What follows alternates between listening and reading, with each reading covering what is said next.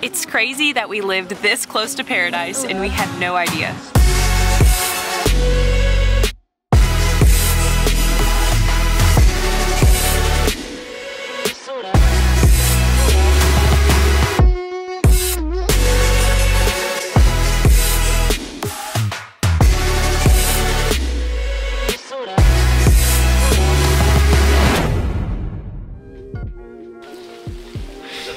Is that better? So this February of 2022, we set off on our Central America journey, starting in Panama. Before that, we were road tripping through the Western United States in our rooftop tent. We really learned a lot road tripping around the US, and living out of a tent, it really taught us so many valuable lessons, and it really taught us what it was like to not know where you're sleeping that night and, you know, how to survive. So it was something that really pushed us out of our comfort zone, and we decided after that we wanted to continue doing that, but now internationally. So why did we choose Central America? First, we were debating on going to Mexico, and after a conversation with some family friends, he randomly brought up, have you ever considered Panama? And we were like, no, we had not. So we then decided to do a ton of research on Panama, Central America, and that is how we started in Panama. Before that moment, we had never ever even thought about going to Panama. But since he had brought it up, it was almost like more and more Panama stuff kept coming to us. We don't know anything about it, we'd love to learn about it, and it sounds like overall a great country. That was the beginning of our adventures throughout Central America. I also want to preface that when we arrived to Panama, we had no idea where we were going afterwards. We had a very small idea. So we didn't just make an entire 2-month itinerary. This was something that we planned as we went. So on this Central America journey, we ended up choosing the countries Panama, Costa Rica, Guatemala, and a little bit of the Yucatan in Mexico. It's not Central America, but you know what we're saying. It's right next door. If you don't know this, Jen and I are trying to learn Spanish, and we did an exchange in university in Spain for 4 months. So during that time period, we really fell in love with the language, and so we've also thought, why not go to Central America to practice our Spanish? So once we made our decision to go to Central America, we were so excited, and we started to just tell, you know, friends and family, and what we noticed from that is, one, not a lot of people from where we live had gone to Central America, and two, a lot of people were fearful for us. They said, well, why would you want to go there? Is it safe? And to be honest, we didn't know. Yeah. We did not know that answer. However, after hearing all of these comments from people in our own country, we slowly began to develop a goal to share about these new countries we're visiting, break down any stereotypes that they have, and really get to express what makes these places so beautiful. We were asked, were we scared? What fears do we had? And naturally we did have some fears. Our biggest fears revolving around safety included, how are we gonna know what is the bad side of town? We know there's a bad side of town in most places you go to.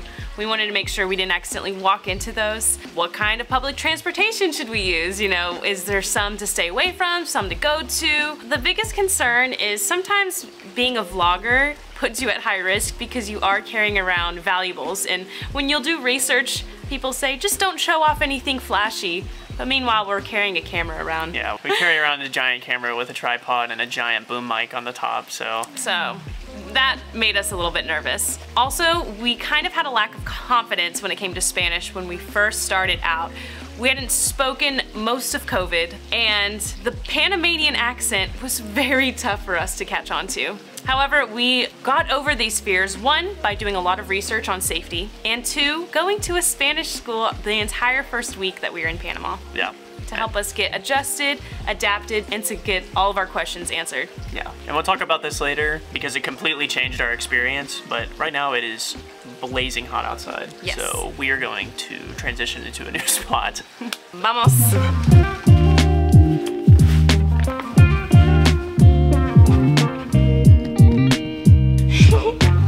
Okay, much better. All right. Just like how we learned so much traveling around in a rooftop tent, we learned a lot in Central America. Our biggest lesson being, do not let your fears hold you back. If you can push past your fears and escape your comfort zone, escape your hometown, escape your home country, you can experience some of the most amazing things, meet some of the most amazing people, and learn so much. Yeah. Having the prior experience of living in a rooftop tent for 2 months really helped us in this adventure. We'd already experienced getting out of our comfort zone previously, and we knew we would enjoy if we could just get past that fear and that like anxiety. Just go for it. Sometimes it's gonna be really scary. I think honestly, once now that we're sitting and evaluating the two journeys, I think that the rooftop tent journey was harder. I think going to other countries was difficult in a lot of ways, but it was almost a luxury because we got to sleep under a roof and we had food that we didn't have to make over a stove, and if you push out of your comfort zone, things just start to look easier. Yeah, they do become easier, and it's a fact. Rule number 1. Do it. Do it. So some of our other smaller lessons learned that isn't as big and flowery is everywhere we went, people were always willing to help. And that just might be a universal truth about people in general. When we were scared to help because people looked intimidating, we'd walk up, ask for help, and immediately they would just be like, yeah, I can help you. I can show you where to go. It didn't matter if the people were just random people on the street, people in shops, you know, your Airbnb hosts. And that also leads to another thing that we discovered is that, you know, people are more similar to you than you think. Even when you feel like you are the biggest outsider in the entire country, if you can get past a cultural barrier and a language barrier, you really start to get to know the people and realize that these people are so, almost make you feel at home. And that happened to us with our Spanish teachers, and that also happened to us with our host mom, Elsa. With that being said, you really can't get those experiences of getting to know people if you do not try. Also, the language is extremely helpful. So, practice your Spanish. Don't be afraid to mess up. I went into this trip barely speaking Spanish. Jenna can attest, I barely knew any Spanish. But we did 1 week of intensive Spanish school, and after that, I just tried. I kept going. I had full conversations with our host mom in Spanish, and I've learned so much just along the way. And it really helps knowing the language because connecting with people is so much easier. People appreciate that you want to learn the language. People appreciate that you're trying, and that just makes the entire experience that much better. Yeah. So, also, people are curious. Don't be offended if people are staring at you or looking at you. They're genuinely just curious. A lot of times whenever Jenna and I would just say, hola, ¿cómo estás? Or like, how are you? How are you doing? They would always smile and like laugh and give us a wave. It happens. It's a different culture. It's a different environment. And that pretty much happens anywhere you travel, especially if you vlog. You know, we look, and in their defense, we're two giant people holding a camera, talking to a camera, like, you know, yeah. I'd be curious too. Is this person famous? Yeah, we were out of place. Not yet though. Either way, people were always kind. Yes. That is the moral of the story. We did get some questions on packing, so we're just gonna tell you what we packed and tell you what we brought. Briefly.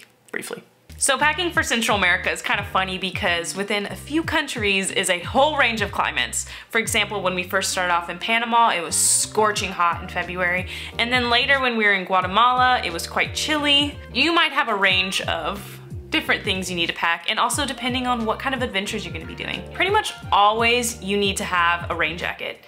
The rain comes and goes, and there's a dry season and a rainy season. However, the rain still came on the dry season, and if you're in the rainy season, you definitely need an umbrella, rain jacket, and boots. Yes. We tried to pack in small cases and carry-ons. Mine, unfortunately, didn't end up being a carry-on. I had to check my bag. It's absolutely doable. We spent 2 months with just carry-ons. And just a kind of a side note, if you do plan on going, we found that Spirit Airlines had a bunch of deals to get to Central America, and that's usually how we went. We went on a budget, and a lot of times our points covered it, so we got over there for free. Quick ad. If you don't have a travel credit card, a card that you use on the daily that ends up accumulating points for travel, you can apply to the Chase Sapphire Preferred card, and you can use my link in the description, and all it does is give us extra points to fly. Use my code. Okay, so we've spent enough time in Jenna's room. No, it's my room. It can be yours. Look We at spent this enough room. time inside. It's coffee time. If only it was Central American coffee.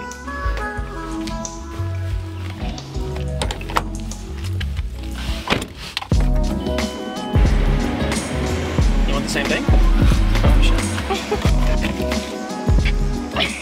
People are gonna be like, don't you kids have jobs? No. Good lord. Anyway, got our coffee. What were we doing? So overall, this experience completely changed us as humans. We left Central America looking at life through a completely different lens. If you can, it's always a good idea to leave your home country. It gives you a completely different perspective of the world and a completely different perspective of people as well. Meeting people from different cultures, different environments, with different languages teaches you a lot about the rest of the world. Meeting other travelers from other parts of the world as well, and it really helps break down the stereotypes about what you hear about a place and get to go experience it for yourself. Our main goal was to get out of our comfort zone, meet new people, and learn some more Spanish, and I truly believe we did that. If you go to Central America, you will as well. So we're going to continue staying with families, looking for homestays to really try to immerse ourselves in the local culture. We're going to try to learn the language of the home country that we're in, whether it's Spanish or maybe even it's another country, different language. We really want to try to at least learn a little bit. We're going to try to volunteer more. We got the opportunity to volunteer in Panama. We really want to start volunteering in every place we go to really try to give back to the community that is giving so much to us. And lastly, we want to try to take more classes, whether that be Spanish class, language class, or dance class. Cooking class. Classes to get to know people, better understand where we are, and get to learn. All of that being said, throughout this Central America series, we really hope that we've gauged some interest and have gotten people excited to go to Central America and some of these countries that we've been to. And there's obviously places that we haven't gone yet that we really want to experience as well. So that is it for us. We're done exploring Central America for now, but don't worry, our journey will continue and we will be announcing in a live next week on where in the world we are going to next. So stay tuned for that. Central America has changed us for the better and we cannot wait to return one day.